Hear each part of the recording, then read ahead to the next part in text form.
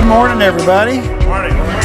It is really great to be back again with you this year. Had the chance to be here last year, and when Jim called and asked if I would be back again, we said an immediate yes. One of the big reasons is I spend a lot of time in small churches. I'll give you a bit of my story as we go through it for those of you who have not heard it before. But with the kind of ministry I do to small churches, I spend a lot of time in the small churches. And they're all very different. We'll talk about why in a little bit and have some fun with that. But every once in a while you come into a place and you just by walking in, you get a sense of, hey, there's something going on here, and there's just a freshness to it. Whatever your small congregation may be. I remember last year there were several who were walking up here and looking through and checking out, how did you do that? And because there's just a sense of freshness even to the design and so on here that I love, and I appreciate the invitation to come back again today, Jim. I want to walk you through what today is going to look like. We're going to do 3 sessions today. The first one is going to be this session here that's on the screens for you, 3 ways a small church can be an effective church. That's going to be, and what that's going to be is about a 1/3 time overview of everything we did last year. So have you ever listened to those podcasts on double speed? No, I'm not going to speak fast. We'll just take the basics of last year, bring everybody up to speed. So that'll be about an hour or so, and then we'll break for lunch. And then this afternoon, we're going to come back and do 2 sessions. The first one is we're going to look at vision casting in a smaller church. And I want to let you know it is the opposite of what you think it is. So if you're thinking, another vision casting thing, relax. Trust me, you need this as an antidote for most of the rest of what you've heard. So we'll be looking at that in the session after lunch. And then the last session is we're going to look at what I'm calling influence is the new attendance. If we're not going to be sweating over attendance anymore, if getting a bigger crowd is not the thing we're aiming for primarily, then what is the thing we're aiming for primarily, which is influence, and how do we get there as small churches? So it's going to be 3 ways a small church can be effective: vision casting in a smaller church, and influence is the new attendance. So this session is going to be on that, 3 ways a small church can be an effective church, and this probably ought to be on if I'm going to be able to work it. There we go. So here are the 3 ways a small church can be an effective church. So this is what we'll be looking at in this session before lunch. 3 things that you got to do if your small church is going to be effective. The first thing is you got to realize that small churches can be effective. You can't be effective if you don't know you can be effective. And this may be the biggest hurdle for a lot of people to overcome. Yesterday on my Facebook page, I just put up a link to an interview I had just done with startchurch.com. And I think the headline of it was something like, yes, a small church can be a healthy church. And I think the first comment on it, Shelley, you read it, the first comment on it was something like contradiction of terms. And that was all they said. Like, I'm reading, what's a contradiction of terms? She said, I don't know. All they said was contradiction of terms. And all I could think of was, they think small and healthy must be a contradiction of terms. And that must be it, because I've heard that a lot. Including from me for many years as a small church pastor, okay? But so you cannot be effective if you don't know you can be effective. So the first step is you got to know you can be effective, so we're going to talk about that. Then secondly, we have to discover how small churches function differently than big churches. Not as a better or worse, but simply so that we're aware of how we function differently. If you don't know how small churches are different from big churches, and what quality in a small church looks like that's different from quality in a big church, then all we're going to hear is the big church voices, and they don't all transpose over. So we've got to be able to filter what we're hearing for a small church context. And then the third thing we'll look at before our lunch break is that we need to understand and use the unique DNA of your small church for God's glory, which includes what I like to call the "why is my church so weird" part of the morning. So we'll be looking at that. If you've been wondering why your church is weird, first of all, you notice I'm not even asking if your church is weird. I'm assuming it is. We're going to talk about why, and then how to use that weirdness for the sake of God's glory and for the advancement of the kingdom of God. Just so you know, as we're going through this, I don't have printed notes. I travel too much for that. Plus, I change things last minute all the time. So what I do is I put it all online. So everything I'm going to talk today, everything you will see on these screens is at that landing page. So it's my website, newsmallchurch.com/Arlington2019. Just make sure you put the .com in the right place. Almost every time I do one of these, somebody emails me afterwards, you must have given me the wrong thing, I can't find it. And usually it's because they do newsmallchurch.com/Arlington2019.com. No, the .com goes in the middle, then the /Arlington2019. So if you screenshot that, and if at any point halfway through, you're not interested now, but halfway through you go, oh, that is interesting, maybe I do want to see what that's about, it'll pretty much always be on the bottom right-hand corner there, so you can find it, and it will always be up. There's no reason to ever take it down. The other advantage of putting the points online is about half of those points will have a clickable link. You can click on the link and you can go to an article that I wrote about that particular topic, so you can get a little more information. So if there's a point that you're interested in going, oh, I'd like to know more about that, you got a 50-50 chance that there's going to be a link on that page that you can click to and find some more information.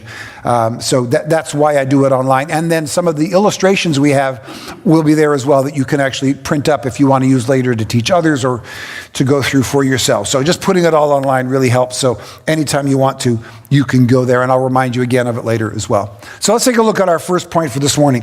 If your small church is going to be an effective church, you've got to realize that your small church can be an effective church. And in order to walk through this, let me tell you a little bit of my story. So first of all, you have an idea who this guy is who's yakking at you this morning. First of all, hi, I'm Carl, and I'm a small church pastor. Just so you know, I'm not some big church guy coming in and telling you small church guys how to get your act in order here. I'm a small church pastor too. I've been a small church pastor for over 30 years, but I didn't know I was a small church pastor until about 8 or 9 years ago, because I was convinced I was a big church pastor that just hadn't arrived yet. But when you're waiting for 22 years, you got to begin to wonder if maybe this is where it's going to land. So that's what happened with me. When I say small church, I describe small churches in this way. There are two different types of small churches. You've got the church of 50, give or take 50, and you've got the church of 150, give or take 50. They are two different types of churches. They have a lot of things that are different, but they have a lot in common. So everything I try to teach acknowledges both of those. So at times I'll refer to, hey, if your church is 50, and what I mean is 50, give or take 50. So if your church is a dozen and I keep saying 50 and you're sitting there going, I wish it was 50. When I say 50, I mean you. Okay? I mean 50, give or take 50. And if I say a church of 150, I mean 150, give or take 50. I mean, and bottom line, anything under the dreaded 200 barrier is what we're talking about. So if you're here today to try to figure out how to break through the 200 barrier, you are in the wrong room. I don't know how to do that. My second to next conference we're going to do in a couple weeks, I'm going to be teaching. Ed Stetzer is going to be the other keynote, and I think we're actually going to do something on stage together. So I'm going to take him up to 200, and then Ed is going to pick him up and help him get over 200, because I have no idea how to do that. That's not my specialty. So anyway, my story is pastoring for 30 years in smaller churches. Our first church, in fact, we were just talking with someone who's from that area, was in the Santa Cruz Mountains in Southern California, among the redwood trees, the biggest trees in the world. The little chapel that we pastored for 4 years was so deep into the redwoods that if you drove up to it at noon on a sunny California day, your automatic headlights would go on. It was thick in the woods. It was a tiny little chapel. We were there for 4 years, and the Lord really blessed us and hopefully used us to bless them as well. We then went to a small church in the northern part of the San Francisco Bay Area and spent the longest 20 months of our ministry there. And that's about all I'm going to say about that. That sounded like Forrest Gump there for a moment. And we left there bruised and bleeding and hurting, and with me wondering if I really was called to ministry. 20 months in the wrong place can do that to you. I'm not going to call it the wrong place. I'm just going to call it a hard place. And then we went to a church in Orange County, California, 8 miles south of Disneyland. Tiny little place. The main room is about the size of this, slightly differently configured, so it's wide instead of deep. If you come to our church on a Sunday morning and sit in the back row, there will only be 4 rows in front of you, and that's on a Sunday morning when it's necessary to put out the 5th row, and it isn't always necessary. So that's the size of the church. We are right on a main street, so I thought, hey, we're going to really get this thing big. But we came to a church that had been through 5 pastors in 10 years. So with an average of 6 months to 9 months between pastors, the average stay of a pastor had been about 18 months for the previous decade. I told them, you haven't been pastored for a decade. You've had a series of extended guest speakers. And that was an accurate, and when I said that, you could see them go, oh, that's what it is. Because they were without leadership really for a decade. Every one of them had come in with a big vision thing, which is part of why we're going to talk about that right after lunch, the vision casting thing. Every one of them had cast a big vision, and then they all left before the thing really got going. So by the time we came, they were exhausted. So our family was beat up. They felt beat up. For the next 6 years or so, all we did was have worship services and potlucks. I'm not giving you that as a prescription, but as a description. That's what we did. We didn't do it on purpose, but I think subconsciously what we were thinking was, if there's an infection in the hospital, you don't bring in new patients yet. And we had to get the place healed first. And I distinctly remember the day. It was in the middle of a week after I'd spent, I think, a Thursday at work. And I sat in the car and I started the car and I'm looking out the windshield across the hood of the car to the building. And all of a sudden it hit me for the first time. I'm looking at a healthy church. And then because I'm sitting in the car and I'm looking at the hood of the car, this thing hit me. I felt like I've been under the hood of this church for 6 years.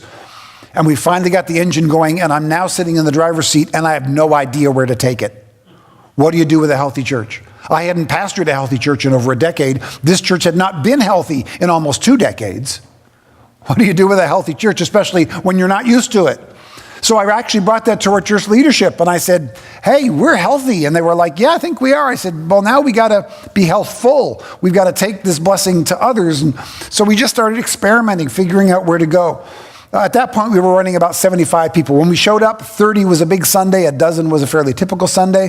So at year 6 or 7, we were running about 75, we were healthy. And then at about year 15 or 16, we were running about 200 people, which filled our small room twice. And we needed to find another place. So we looked around and we found a local junior high school. And on Sunday mornings, we rented their Kappa Gymnatorial Librarium. You know, that room that every junior high school seems to have. And it was easily 4 to 5 times the size of this room, so it was much bigger. And in the next 20 months, we grew from 200 to 400 people. Just boomed almost overnight. 20 months, 200 to 400 people. And when we got to 400, I actually went to our board and I said, in a couple years, we're going to be at 600.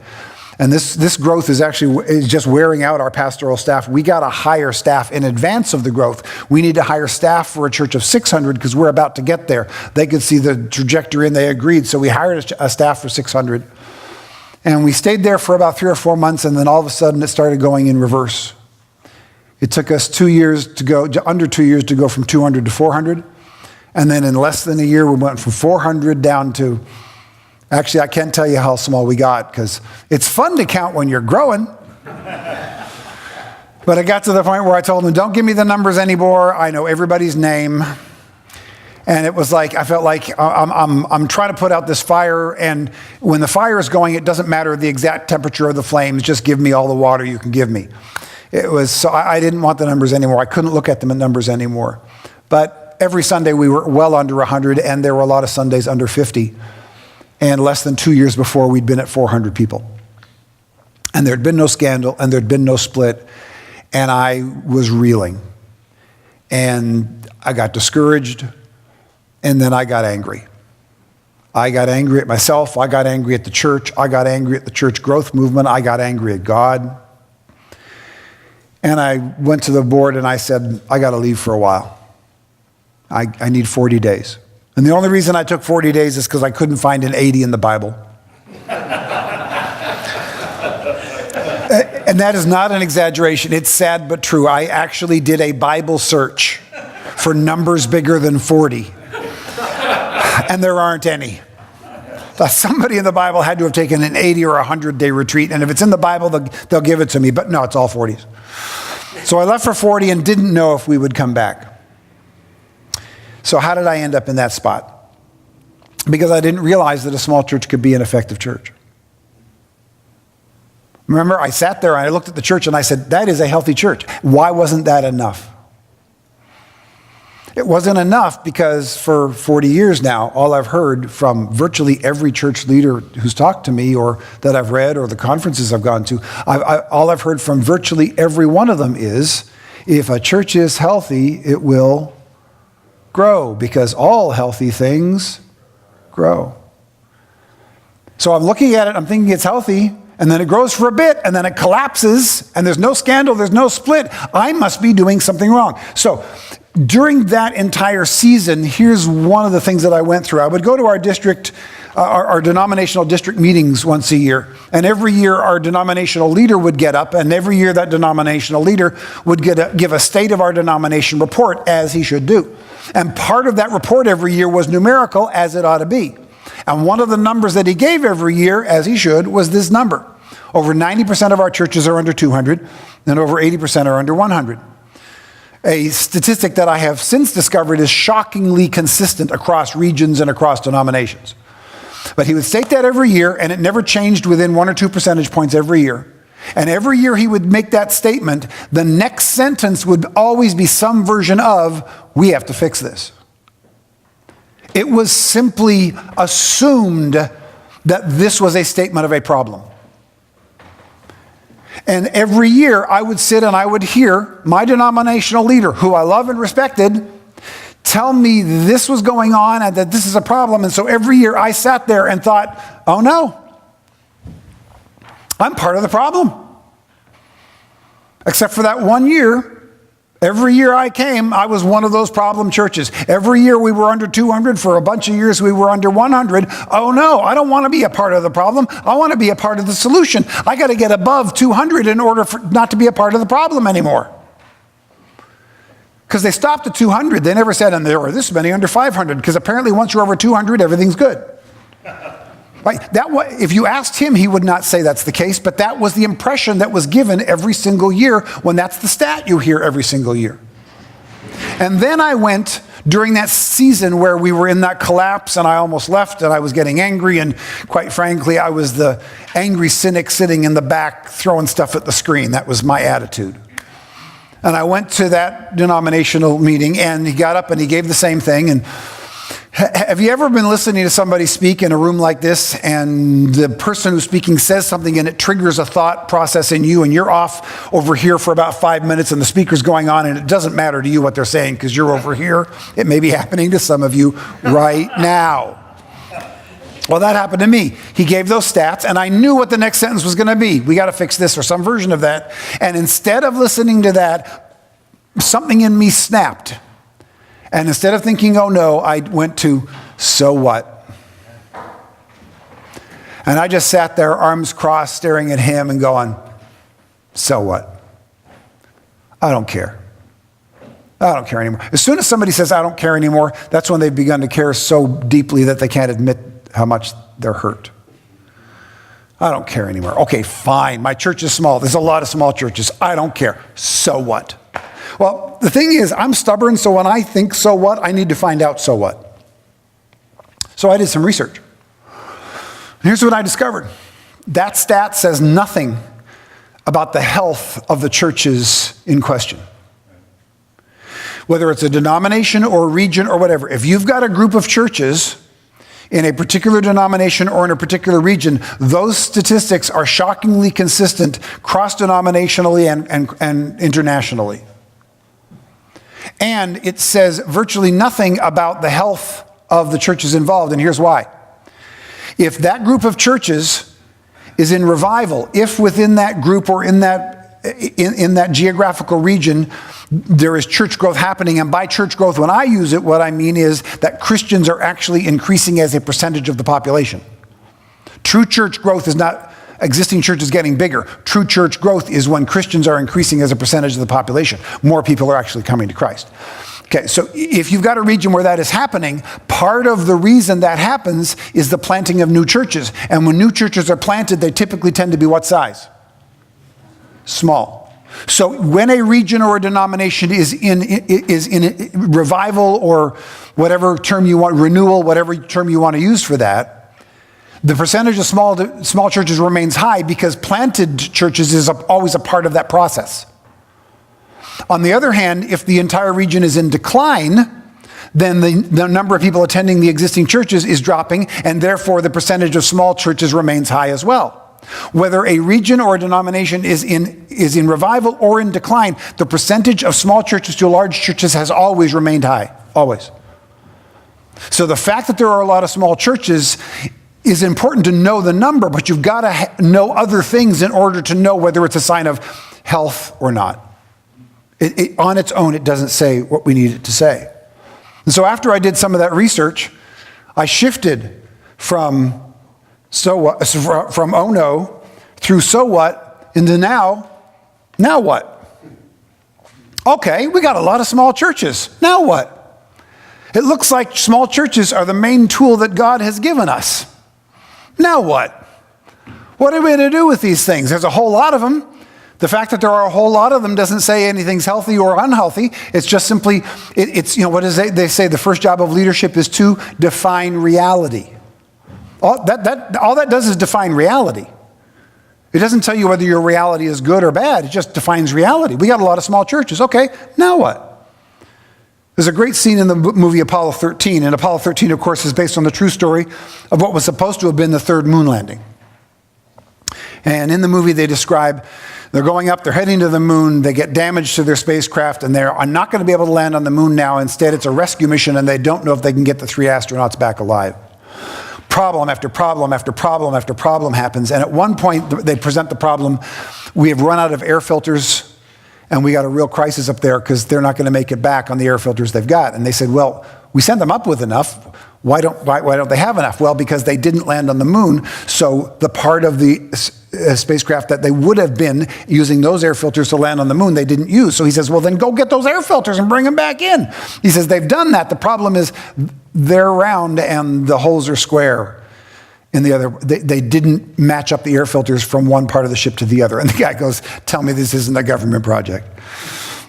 And so he says, okay, we got to figure out how to fix it. So the very next scene in the movie is a couple engineers take a couple big boxes of material and dump them on a huge table. And essentially what they tell the gathered engineers is this: everything that's on this table is everything that's on Apollo 13.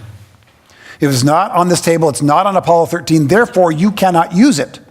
You can't look at it and go, oh, all of this, and all we need is 2 inches of duct tape. Sorry, if they don't have 2 inches of duct tape on Apollo 13, that doesn't help them. You got to figure it out using only what's on this table. And nothing on this table is designed to do the job that you have to do. But the job has to be done or they die. Get it done. I do not know a better metaphor of what it's like to pastor a small church than that. Really? This is the mess you gave me, God? Yep, that's the mess, and the mission hasn't changed, and lives are at stake. Get the job done. There's a great saying in business now, and it's made its way into church, and it's a good saying. It's from a book called Good to Great by Jim Collins, and the saying is, you got to get the right people on the bus. How many of you have heard somebody say, you got to get the right people on the bus? It's real common now. And it's a great saying. It makes sense. The premise behind it is, if you're assembling a team, the first and most important part of that task is getting the right people on the team, because if you've got one wrong person in one wrong position, the whole thing can fall to pieces. So you got to get the right people on the bus. And they are correct, unless you're pastoring a small church. Because in a small church you hear, get the right people on the bus, and the response is, get the right people? These are my people, this is my bus. You act like I've got options here? Yeah, there's no right people, there's no other bus. These are my people, this is my bus. What you call the wrong people, I lovingly call my church members. I don't have an option for people on the bus. I have an Apollo 13 table mess. Now here's the thing. Any competent engineer can get the job done with enough money and enough time and the proper resources. But it takes some real special engineering to get the job done with not enough money and not enough time and what people would consider the wrong resources or even the wrong people.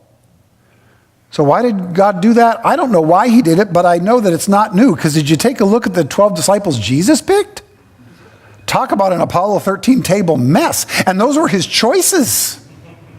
He had an option and he picked them. I think part of the reason is so that I think Jesus was picking them and going, hey, Judas, you come over here. Hey, Peter, and Thomas, I'll take you as well. Because 2,100 years from now, there's going to be a bunch of small church pastors wondering how to pastor with the mess they've been given, and I'm going to show them this can be done. Right? That's the way, we look at it and we think we can't do the job because we don't have this, we don't have this. But the mission is the same. Lives are at stake. Why am I in a small church with the mess because I think because God can trust you to do that amazing feat of engineering. We just have to know we can do it, and we have to be determined. See, I'm not the guy with quick answers. You know, I told you, right, it took me 15 years to take a church from 30 to 400 people. That, of course, is when all the church growth conferences started calling me and saying, hey, Carl, we want you to come and teach us how you took a church from 30 to 400 in just 15 years. You don't get those calls when it takes you that long. And then especially you don't get the calls when it collapses beneath your feet in 2 years, or less than a year. Right? So you look at that and you go, okay, this is the mess I've got. Now what do I do? So here's a couple other things that I've discovered about small churches and that they can be effective. First of all, people will come to small churches. Yay! But they won't give up quality to do so. Oh. Let me reinflate you after that. Here's the good news about that. Quality looks different in a small church than in a big church. See, we've got a picture in our heads of what quality looks like, and it's based on going to the big church conferences, and we look around and we think, oh, this is what quality looks like. What I need to do is this, only smaller. No. If you try to do this, mega church stuff, only smaller, you will do this, only much poorer. Not smaller, you'll just do it badly. Not because you're stupid, not because you're lazy, but because that size and this size run by different rules. Quality looks different in a small church than in a big church. I mentioned Ed Stetzer earlier. Ed Stetzer famously said, while at a conference at Saddleback Church, and I've been to Saddleback many times because it's practically in my backyard. Saddleback Church sits on the corner of Purpose Way and Saddleback Boulevard. Because when you build the roads, you get to name them. Right? And it's not a church, it's a small city. They don't have a kids building, they have a kids village, literally. It's ridiculously big, right? And so here's Ed Stetzer, and he's speaking at a church growth conference on the Saddleback campus in the main room. And he stops in the middle of his planned stuff and just looks around and goes, okay, I got to say something to everybody. Take a look around at this amazing campus and all the stuff, and he comments on it, and he goes, what you're looking at here is ministry pornography. He says, what I mean by that is, if you're looking at this and thinking, I'm going to go home and duplicate this, then you're going to be disappointed because it's not real for your context. And then you're going to miss the true and valuable and wonderful thing that God has given you by thinking it's got to look like this. Right? And you know, he and Rick are still good friends. So, right? So we're good to go. But what he's talking about there is really very true. So if quality looks different in a big church than a small church, what are some of those differences? And that's what we're going to look at for number 2. We've got to discover how small churches function differently than big churches. Not as a better or worse comparison, not, oh, those big churches are terrible and only small churches are wonderful, or the reverse of that. Both of those are nonsense. Big churches are awesome and great and fantastic, and I'm grateful for them. And small churches, same thing. Church size has nothing to do with the value or the quality of the ministry going on in the church. But they do function differently. So let me give you an illustration that I think best shows what some of those differences are. For years, whenever I would look at find research to tell me the difference between big churches and small churches, the only illustrations that they ever used was either a ladder or stair steps. Right? Church of 50, 100, 1,000, so on, either a ladder or stair steps. And when you see a visual of a ladder or a stair steps, what does it automatically, subconsciously tell you about the difference between the ones on the top and the ones on the bottom? Exactly. It's better or worse, isn't it? Now, that may not be the impression that the author of that book is trying to get across, but that visual does that to us subconsciously. Especially when the point of the book is to tell you how a small church functions so you can change that to function more like a bigger church, which is what virtually all of them are saying. So everything about it subconsciously tells you worse, better. So I needed to come up with an illustration that shows us the difference between big and small. That wasn't about worse or better, but just shows you that there are differences. So I came up with this little Venn diagram, And I love a Venn diagram. I use Venn diagrams in 4 or 5 of my major illustrations because they're so simple and they can tell us some real profound truths. So this Venn diagram, obviously really simple. On the left, you've got the big church principles. Those are the principles you're going to read in any book or conference or blog by a big church pastor who's been able to build a big church. And great, God bless him, more power to you. On the right, you've got the kind of principles and essentials and ideas that work in small churches. And you'll notice there is some overlap. But it's not like the small church circle fits in completely inside the big church. It's adjacent to. And here's the way it goes. I'm assuming that everybody in the room is probably from a small church context. You wouldn't have shown up today otherwise, probably, okay? So if you're in the circle on the right, here's how it works. The smaller your church is, the less those circles overlap. The bigger your church gets, the more those circles overlap. Which means, in a smaller church, the people in the circle on the left have less help to offer you. Not because what they're doing is wrong, and not because you're stupid, but because your circles just don't overlap very much. The bigger you get, the more you will be able to gather and the more help you will be able to receive from bigger churches because your circles overlap a little bit more. Make sense? Now here's the deal. I pastored for over 20 years and did not know that. I didn't know that there were functional differences between big and small churches. And if I had known it, I didn't have a filter to know what those differences were. So I would go to the big church conference or I'd read a church growth book by a big church pastor and I'd read it and go, oh, I've got the answer now. And I'd go back to my leadership and go, we've got the answer now, we're going to do this. They got to the point where they dreaded hearing that I was going to a conference. Because every time I come up with the answer, and 9 out of 10 times it would fall flat on its face. Why? Because our circle barely interacted with their circle. Now, if I'd known, first of all, that it didn't all fit, that would have been helpful. And secondly, if I'd known the filter, if I had a better understanding of you're teaching from the green circle, but 2/3 of what you're teaching are in the green part, and 1/3 of what you're teaching is in the center part that overlaps, if I could come up with a filter to know the difference between those two, then all of a sudden I can learn more even from my big church counterparts, if I know how to filter it properly. Make sense? So that's part of what we're going to walk through. That's the reason why it's important to discover what's different between the small churches and the big churches. We have to understand that most big church principles simply don't translate well into a small church context. It's not because what they're teaching is wrong. It's not. It is correct for their circle. It's not that we're stupid or lazy. It simply doesn't, much of it simply doesn't overlap with our circle. And we have to come up with a filter to know what we can use and not use, so we're not constantly being discouraged by trying to use things that simply don't work in our context. So, to get there, let me add one more thing to this illustration. Call these my Wonder Bread circles. You'll notice with these circles, they have a couple things in common. First of all, they're all different shades and colors. Secondly, they're all different sizes. And thirdly, and most important for our context today, they don't touch. Now, why is that? Because here's what it is. If on the right, the brown part on the right is what all small churches have in common, and there's a lot that we have in common, those small circles within that represent the unique DNA of the unique part of your church that is completely different from any other church on the planet. And there's an inverse correlation here, and here's the inverse correlation. The smaller your church is, the larger your unique DNA is. The smaller your church, the larger your unique DNA. And here's why. It's a sociological phenomenon that I discovered a couple years ago doing all the study on this.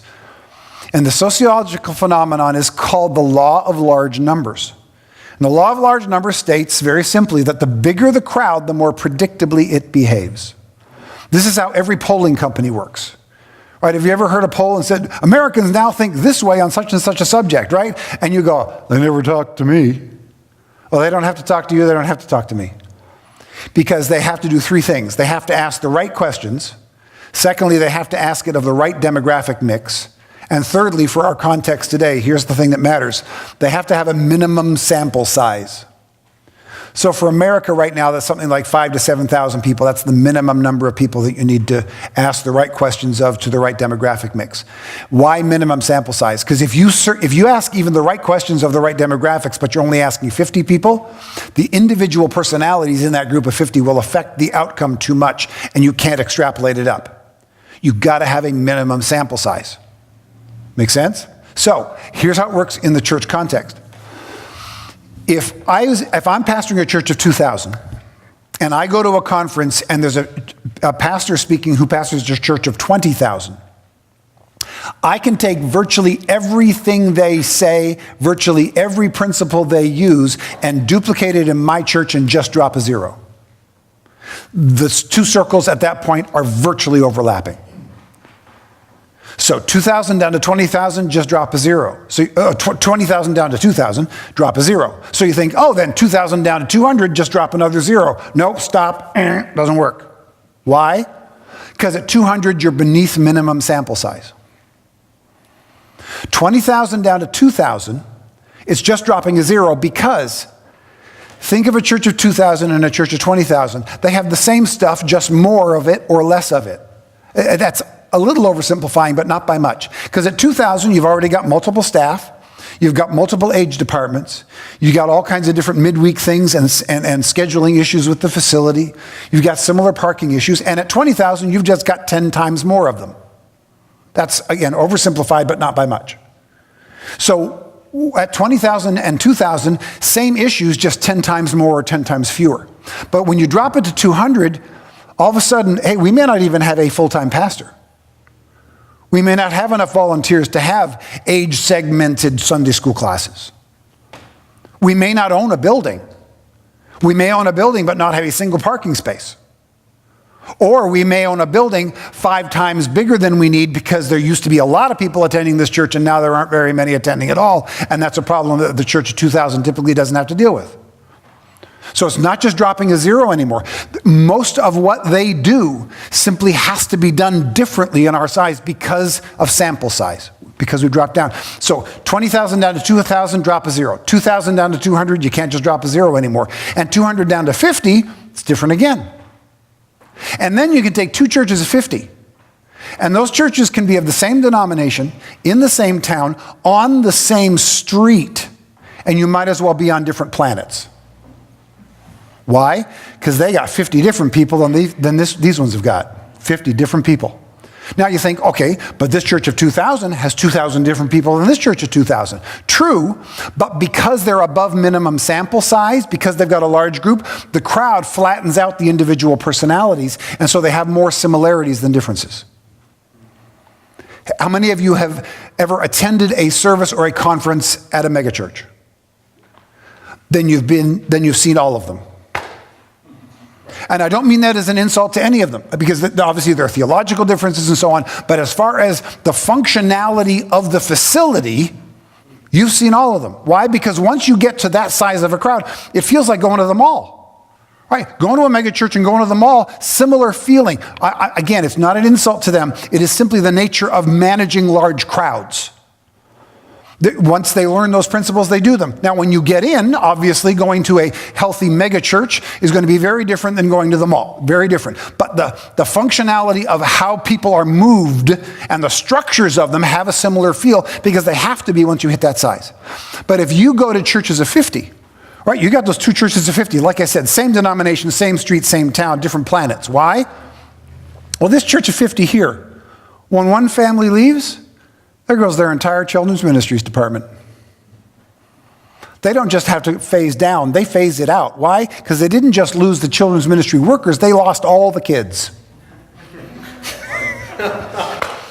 Every kid we had in the church was in that family, they just got relocated for work, there goes our kids' ministries department. Right?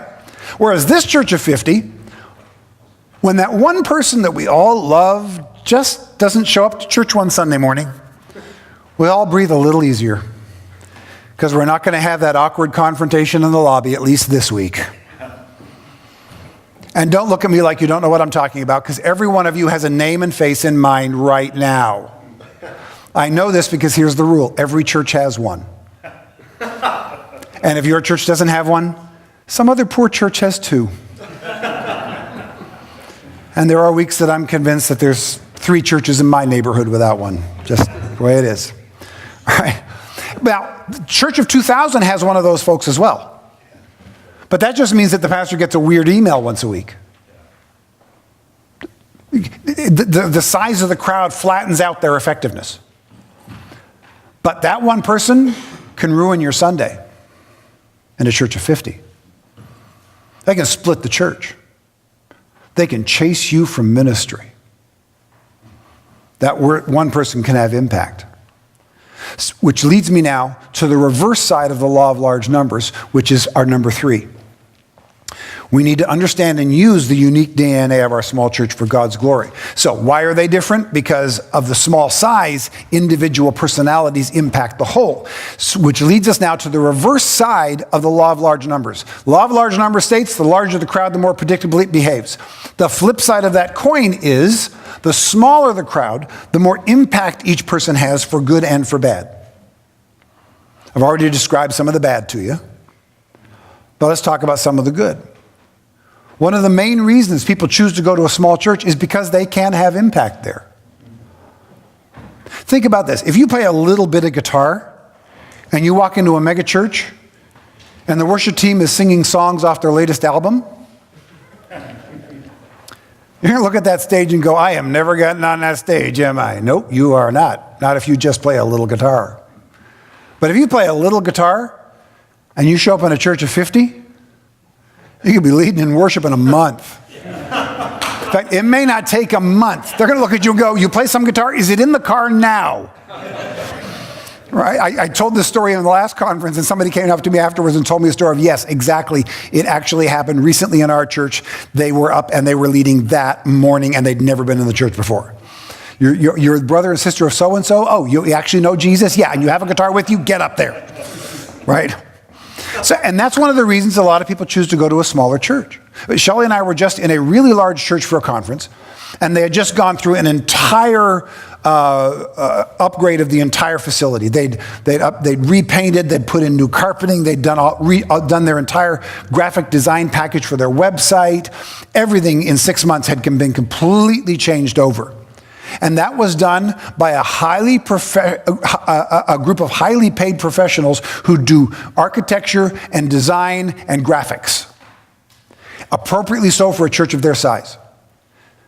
But in a small church, we don't go out and hire some design firm for architecture. What we do is we got a couple ladies in the church who decorate their house nicely.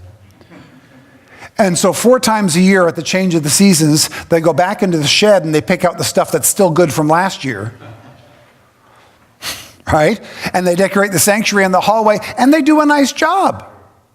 And it's appropriate for that size. Now, that mega church that we were at that did that whole redesign, that did not happen because a couple ladies in the church who decorate their house nicely pulled out stuff from last year. It wouldn't be appropriate in that context. Please understand, this is neither a put down of the big church that hires a design firm or the small church that uses 2 ladies who decorate their house nicely. Each is appropriate for their circumstance. So those 2 women who get to contribute 4 times a year on making the church look fresh and new, and they pull it out and they go, and now we've used that 4 years in a row, let's get something else out, let's put something else new. And every year it gets upgraded just a little bit. And then they put it back into the shed, and next year they pull it out and see what can we use again next year and try to pinch pennies and do it as nicely as they can. That is perfectly appropriate and wonderful for the size of church, for the context they're in their little town that they're in or whatever. And those women will not be able to have those gifts used if they went to a big church. There may be other gifts in other ways. Nobody's going to put them down for that, but those gifts won't be used elsewhere. Those gifts are, and they're not lesser gifts, they're simply different gifts for a different context. And one of the wonderful things about there being so many small churches out there of such a variety is that it allows for the usage of far more gifts. This is statistically so. There is a much, much higher percentage of involvement if you have 10 churches of 100 than if you have 1 church of 1,000. Much higher involvement percentage. Because every church of 100 needs like half the people in the room helping out in some way or another to get this thing done. Whereas in a church of 1,000, you're going to have the 80-20 rule. At most, you're going to have 200 people that are actually doing the work, and 20 of those are going to be paid professionals. And appropriately so. That's not a diss on them. It is part of the reason, however, why big churches are always, every healthy big church is always pushing small groups, because they recognize that in a big church, they're always having to fight that pull towards being passive consumers. So a healthy church realizes that that's their challenge, so they're constantly pushing small groups. This is another difference between big and small. How many times have we heard every healthy church has healthy small groups, right? We've been struggling to get small groups going in our church for decades, and it's never worked. And finally, a few years ago, I went, I'm not even trying anymore. You know what? We don't need small groups in our church because we are one. So if you're at a church of 50, again, give or take 50, you don't need small groups. You are one. And if you're in a church of 150, give or take 50, you probably don't need small groups there either, because if you've got a youth group and a kids group and a worship team and a women's ministry, and God bless you if you can figure out how to do men's ministry, that's 5 small groups in a church of 150. You're good to go. And if you add to that a missions team and a deacon board and right? We decided that consciously several years ago. We're not doing home groups anymore. We're doing ministry teams. You want to get involved? You want to have a small group to meet with? Pick a task you want to be a part of. And as you do that work together, you will get to know each other much more deeply than sitting in a circle on Thursday night and singing Kumbaya. Right? Now, in a big church, you've got to have the home fellowship group. Why? Here's another big difference between the big and the small church. In the big church, they're always talking about small groups, because when you're in a large room of, say, even hundreds of people, let alone a couple thousand, you can get 2 really good things on a Sunday morning at a mega church. You can get great teaching and you can get great worship. But if you want fellowship, you got to do something else. In a small church, on Sunday morning, you can get great worship, you can get great fellowship, you can get great teaching, and you can get great fellowship. It's one-stop shopping. So when you go to people in a small church and you say, hey, you need to be a part of a home fellowship group. Why do I need a home fellowship group? You were flickering the lights on and off an hour after Sunday service was done to get rid of me again. I'm having good fellowship. I'm good to go. Thank you very much. Right? Again, it's not the small groups are bad. It's simply in our context, that thing really, really changes. And we're going to talk a little bit more about some of that afterwards. Okay. So let's now finish up this. Pretty much, I think these are pretty much about the last 2 things we're going to look at before we take a break. And this will take a little bit of time to walk through. Big churches prioritize process, systems, and programs. And by prioritize, I don't mean that this is their value system. That's not what I'm saying. I'm talking about the functioning of a small church. When the staff gets together and talks about the issues of the week and how this fits with that and how that schedule goes there and what we do, and right, the stuff we spend our time on, not the values, but the priorities of work, of the work week, of the hours we put in. They typically put more time in on process and systems and programs. I remember a little while ago, a couple years ago now, I was at a big church conference. I still go to them. And I was gathering during lunch with a bunch of other small church pastors, and one of them said, I think I'm done with all these conferences because I'm just tired of hearing about everything is about the latest program, the latest system, the latest process. Have we forgotten about, Jesus and the power of the Holy Spirit? Are we going to save the world now through better programs? Is that all they care about?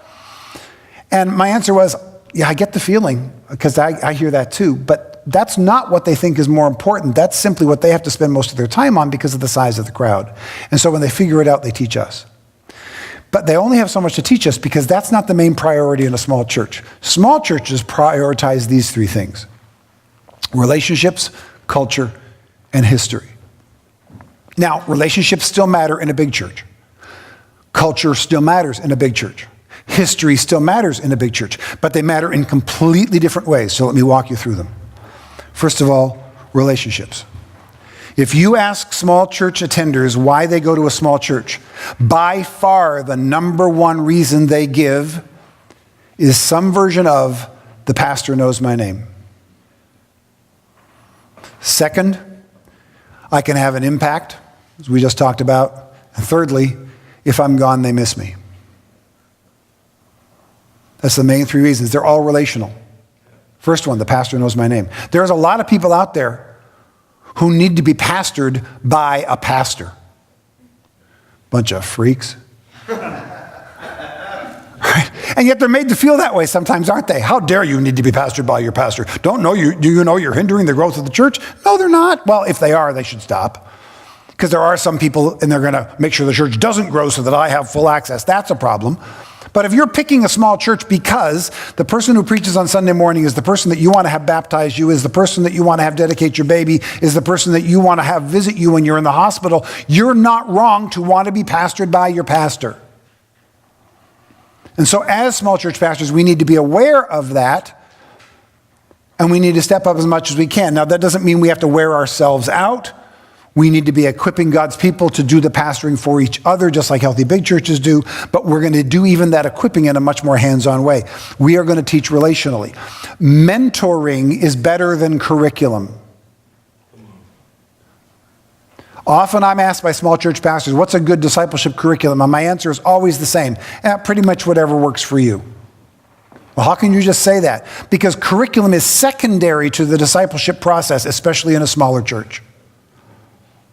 See, the reason we have curriculum is when the crowd gets too big for us to mentor. But if the crowd is small enough and we can mentor them, it doesn't mean always one-on-one, it usually means in smaller groups. But mentoring simply means teaching through relationship, through living life with each other. In a small church, we don't have to mentor, we get to mentor. Now, is there a problem with curriculum? No. Curriculum is help when curriculum supplements and guides the mentoring process. Curriculum is helpful, but make sure that curriculum is supplementing the mentoring and not replacing the mentoring.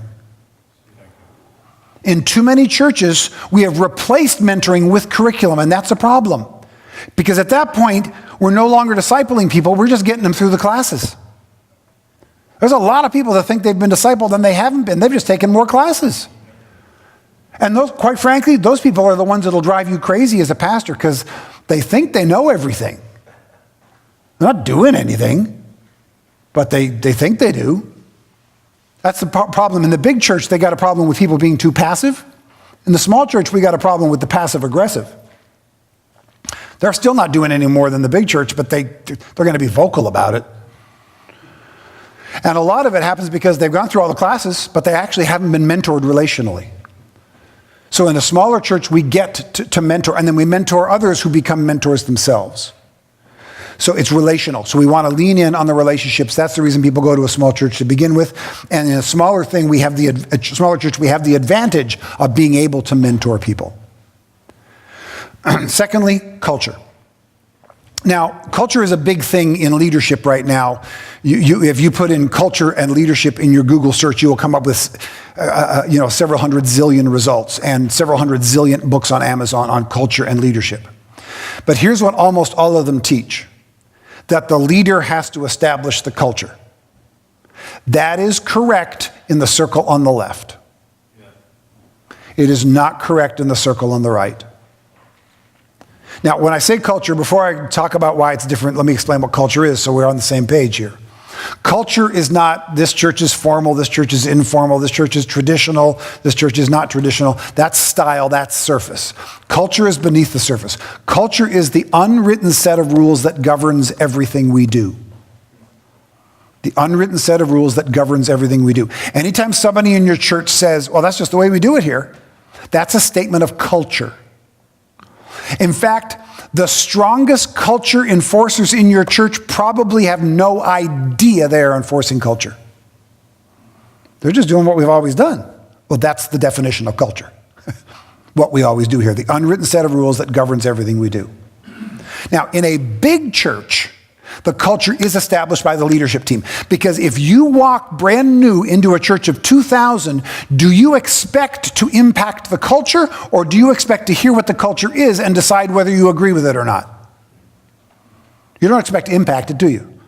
You expect to walk in and go, do I agree with this culture? If so, okay, I'm in. And if I don't, I'll find another church and find out what their culture is. I'm going to find a culture that I agree with. But in a small church, when the people have been around for generations, and they were there before you and they're going to be there after you, you're not going to establish that culture, but you better figure out what it is. If you're going to lead that church, you're not going to establish the culture, but you have to know the culture and you have to work properly within the culture, and then you can start to guide the culture.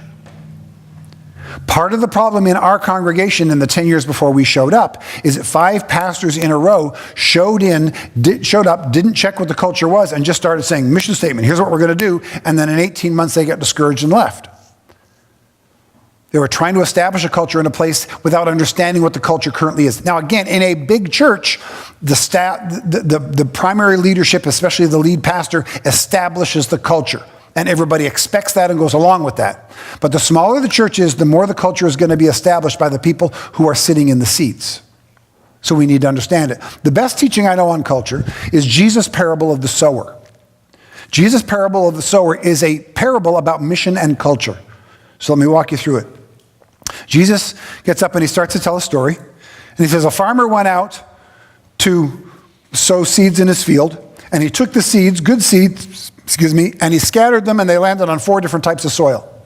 I remember when I was a kid hearing that thing. And even as a kid, I listened to that and went, they must have just been really stupid 2,000 years ago. Because even I know as a 7-year-old, you don't just randomly scatter seeds and hope some of it lands on good soil. You prepare the soil, you put the seed in the hole, right? Any farmer I've ever seen does that. They must have just been dumb and not known about that 2,000 years ago. No, they knew about it better than we know about it because they all lived that way. So when Jesus starts a story with a farmer goes out to sow seed and he randomly throws it on 4 different types of soil, everybody in the crowd goes, that is the worst farmer we've ever heard of in our life. Therefore, this is not a lesson about farming. Because Jesus wasn't stupid either. So that's his tip of the hat. This is not a farming lesson. This is about something else. We're using the farming as a metaphor. So immediately they lean and go, oh, okay, this is interesting. What's he talking about really? So he has their attention. And he talks about seed falling on 4 different types of soil. First type of soil, I want you to imagine this scenario. You walk into a church, maybe church leadership, and you go, hey, I've got a great idea, or I've got a mission that I think we need to do, or here's an event we need to start. Here's a great idea. And the response is, we don't do it that way in our church. If you've ever faced that, you are facing the first type of soil Jesus talked about, the hard soil. Jesus said the seed goes in, it lands on top, it doesn't penetrate because the soil is hard, the birds of the air come and pick it up and it's gone. Some of us are pastoring a church that has a stubborn culture that will not do what needs to be done. When we showed up at our church, it was a stubborn culture. Not because they were mean and bad, but because they'd been hurt by 5 pastors in 10 years. And they'd put up walls. And they're going, we're not trusting some new pastor with some new vision statement because we've been through that. So what do you do with a stubborn culture, with a hard culture? You have to soften their hearts. So what did we do the first 5-6 years? We didn't know we were doing it, but this is what we did. We were softening hearts. What did we do? Worship services and potlucks. Why? Worship service, learn to love God. Potlucks, learn to like each other again. Softening hearts. And quite frankly, earning their trust that I wasn't going to just run off at the first sign of trouble. At 6 or 7 years, their hearts were soft and they were ready to receive the seed. Second type of soil.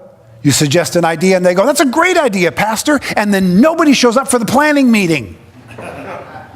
The first church we were at was like that. That little chapel in the Redwoods, it was also in the mountains. And mountain folk are weird. Some of you either do or have lived in the mountains and you know. They're always a different kind of weird, but wow. Beach folk and mountain folk. We've been in both, right? In fact, that place was a mixture of the both. And it was strange. And it was always, every suggestion, they never said no to any suggestion. They were always for every suggestion. And they never followed through, ever. Why? Second type of seed. Or second type of soil, same seed. Seed goes into the soil, it goes in, and it springs up immediately. And you go, oh, harvest! And then the sun comes out and it withers in the heat of the day. Why? Because it's shallow. It can't establish a deep root. Some of us are serving in a shallow culture.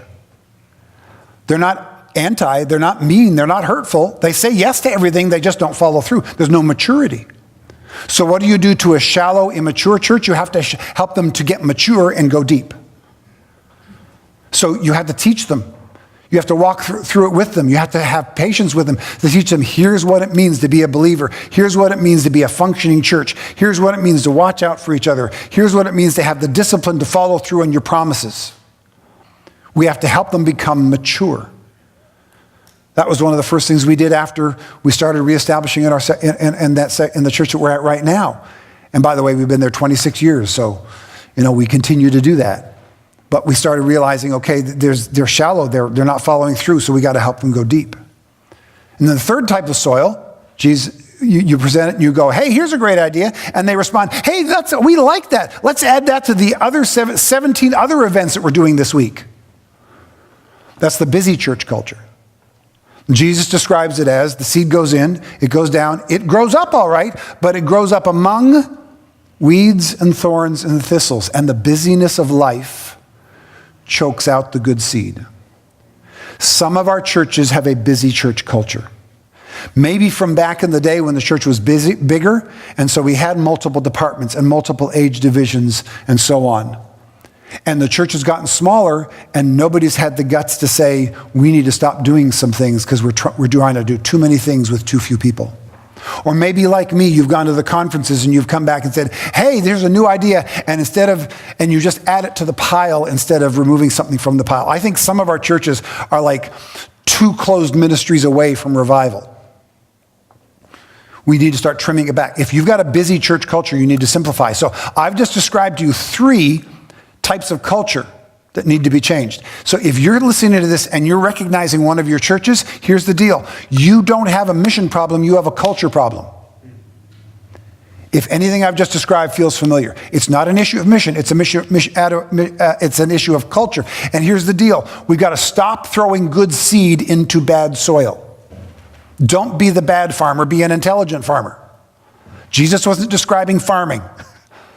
An intelligent farmer prepares the soil first. So that's what we did, not even knowing we were doing it in our current church. We had a stubborn culture, so we softened it. Then it was immature, so we helped them go deep. We got recently to a point where everything was too busy, and in the last 2-3 years, I've spent the last 2-3 years trimming back the excess. We have closed more ministries than we've started over the last 2 or 3 years. We have brought it right down to its bare core minimum. And you know what happened? Everything we do now, we're doing better because we're not doing too much. And here's the tendency, just like your house, just like your business, just like your church, it will become cluttered unless we continually declutter. You've always got to do the fight against clutter. Because it's really easy to add ministries, it's really painful to remove them. So there's a rule they call the closet rule.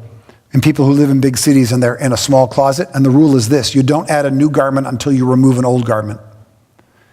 And some of our churches need to follow the closet rule. Don't start a new ministry until you're ready to remove an old ministry. So if you leave a conference like this or some other place, or you read a book and you say, hey, here's a ministry we need to start, first question is, what are we going to remove in order to put that in its place? And some of us need a 2-for-1 sale. It's not about adding, it's about subtracting. We've got to do that. Again, we'll talk about that a little more after as well. So culture. And then the fourth culture, it goes in, it goes deep, it springs up, and it produces a harvest. Why? Because it's soft, it's deep, and it's not too busy. Now, if you think you might have a culture issue in your church rather than a mission issue, there's a saying right now in business, and it really works in this context. Culture eats strategy for breakfast. So it doesn't matter how good your strategy is, doesn't matter how good your mission is. If you're trying to sow it into a bad culture, you got to fix the culture first. And in a small church, it's by understanding the culture and then helping to lead it to a new place. If you want help with that, the best book I know is a book by a friend of mine called Dirt Matters. And if you go to my website, bottom right-hand corner, there's a link there for it. The book is Dirt Matters. The author is Jim Powell. Jim Powell wrote Dirt Matters. And he tells the story that I just told you about the sower. He will help you understand if you have a culture problem. If you have a culture problem, what is your culture problem? And then how do I fix that culture problem so that we've got healthy dirt in which to sow the good seed? It's very short, very simple, very practical. He wrote it out of a lifetime of pastoring. He's still pastoring, just moved from Iowa to Arizona because of an illness in the family. But Dirt Matters, and again, there's a link on my website that you can get there. So that's culture. And then the third one is history. Small towns have long memories, and so do small churches. And if you're pastoring in a small town, in a small church, you got the double whammy. But even if you're in a big church, if you're in a small town, if you're in a small church, that small church has a long memory. And here's often the challenge that we have as small church pastors. We are trying to move our church into a preferred future. And the history of the church, instead of being a foundation on which to build, it feels like an anchor weighing us down. So how do we change it so that it becomes the foundation on which to build? First thing, as you're trying to move your church into the preferred future, do not do so by putting down the history, even unintentionally. Be careful about your phrasing. Be careful about that. Our church, just a little over a year ago, had a pastoral transition. I pastored the church for 25 years, and then I handed off the pastorate of the church to the youth pastor who had been my youth pastor the entire 25 years. And now he's the lead pastor, I'm his teaching pastor. So I do teaching, I do counseling, I head up men's ministries that we're trying to get going again. So I do a bunch of things. I'm still on staff at the church. It's still a small church, but he's the new pastor. And a little while ago, he was talking about something about, a new thing he wanted to do. And he paused and went, not that there's anything wrong with what we did. The thing we did before is great. It's great, but I want to move ahead. So I went to him after the service. He was in his office alone, which used to be my office. He stole it from me. Actually, I don't have an office at the church anymore, because if I don't have an office, you can't make me keep office hours. So yeah, that helps. I went in to him and said, hey, I caught what you said about, not that we're dissing the past. I said, you don't ever need to say that. I am never going to be insulted by you moving into a new thing. We've been working together 26 years. You know that. He said, I'm not saying it for you. I'm saying it for everybody else who's been in the church forever, who doesn't have a relationship like me. I don't want to hurt their feelings either. Like what they've done before isn't important. I said, okay, good, then keep doing it. You just don't need to do it for me. I get what's going on here. But his point is, he wants to honor the past and build on it. So how do you do that? I'm going to walk you through something that happened for us, and it might help you. Several years ago, we were about to celebrate our church's 50th anniversary. So we got out a bunch of old stuff, pictures and old bulletins and old newspaper clippings and all kinds of stuff like that. And we put it out on display on a table. And one of the articles that I found was this. As you can see, it reads, "The church can work with delinquents." Now, if you're in the room and you're under 40, delinquent doesn't mean that they were late in paying their bills. Back in the day, when kids were running crazy in the street, we called them juvenile delinquents. Today, we call them at-risk youth. It's a much better term. But back then, we called them juvenile delinquents. So this article was written just a year or two after our church was established. And I want to read the first paragraph to you because it's fascinating to me. As an institutional caseworker and probation officer, I searched for many months for a church really concerned about the needs of juvenile delinquents. Until recently, I could find none. You see bottom left, it's 1967. So kids these days is nothing new. Stop with kids these days. It's just kids every day. It's like the church these days. The church has always been that way. We wouldn't have half the New Testament if the early church was as perfect as we've idealized it to be. What a mess. Church these days, really? Like the church in Corinth that was just so awesome? Really? Stop, right? Anyway, so back then, a probation officer, okay? And he's looking for a church to help him help kids who are in a mess. And he can't find a church who will help him until recently. And then he describes the founding of our church and an interview he did with our church's founding pastor, and this goes on for 2 or 3 pages. It's only 1 page up there. And in that interview, the founding pastor talks about, we want to build a new church for a new generation. We're ready to do anything that's needed aside from changing the truths of the Bible. We want to start a youth center. We want to start a kids center. We want to do all these new things. That's the reason we started a new church, is because we want to do it in a new way. And he talks about how excited he is that there's finally a church in his town that are going to reach youth in a brand new, fresh, vibrant way for a new generation in 1967. And I snapped that picture because as I'm looking at this display, 150 feet to my right is a skateboard park in our parking lot. We run the only skateboard park in town. The reason we run a skateboard park is because about 15 years ago, we resurfaced our parking lot, and all of a sudden the skateboarders showed up because we had the smoothest surface in town. And when they showed up, we realized we had a choice. We can either buy a whole bunch of no skateboarding signs, or we can find some ramps. And we decided the churches on defense put up signs and churches on offense put up ramps. So we put out ramps for them. And since then, more kids have come to Christ and more of their families have come into relationship with Christ through those skateboard ramps than through anything else we've done. There are kids in town that do not know the name of our church. We're just Skate Church.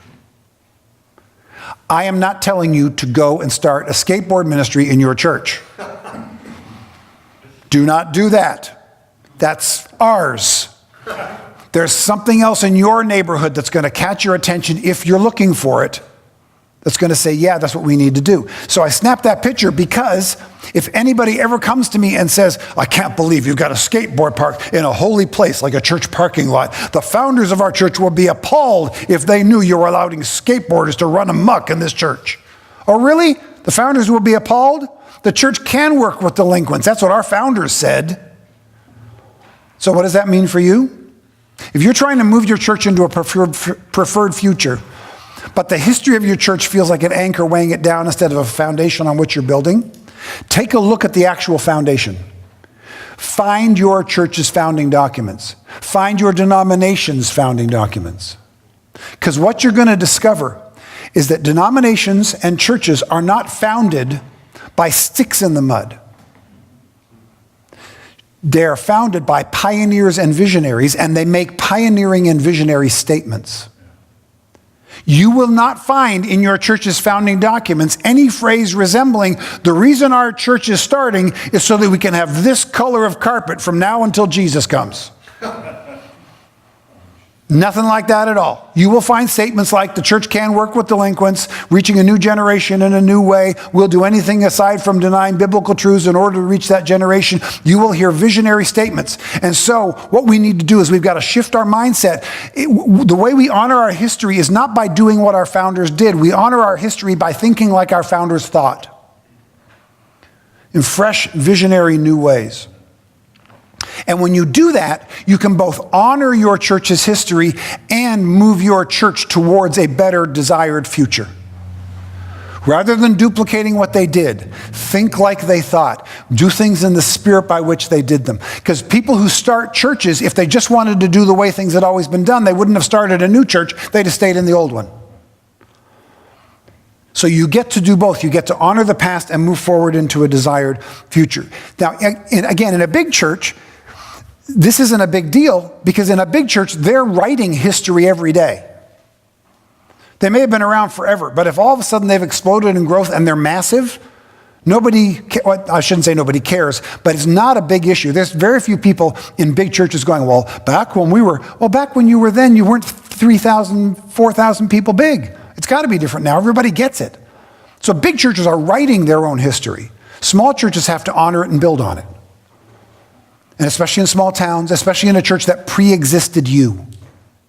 Now, if you're the founder, you get to establish history. But if not, you better honor it and build on it.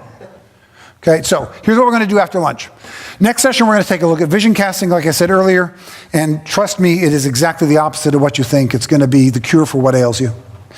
And then we're going to take a look at what I call influence is the new attendance. And I think there's my ad. So if you do want to pick up a book, my wife will be back there. We also have audio books for Small Church Essentials, so you can buy the card and you can listen to it across devices. We don't have an audio book for the Grasshopper Myth, but we do have the Grasshopper Myth in Spanish. So you can pick that up as well. And if you buy the bundle of the two of them, it's $15 for the both or $10 each. So you can see Shelley back there if you want. And we are going to break for lunch now.